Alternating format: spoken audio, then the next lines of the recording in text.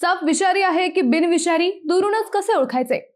साप विषारी आहे की बिनविषारी, ओळखायचं कसं? चला जाणून घेऊयात काही महत्त्वाचे ठोकताळे.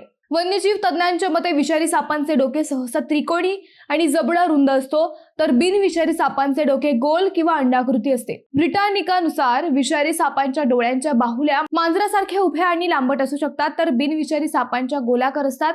नॅशनल जिओग्राफिक नुसार काही विषारी सापांचे डोळे आणि नाकादरम्यान उष्णता ओळखणारे छोटे खळगे असतात.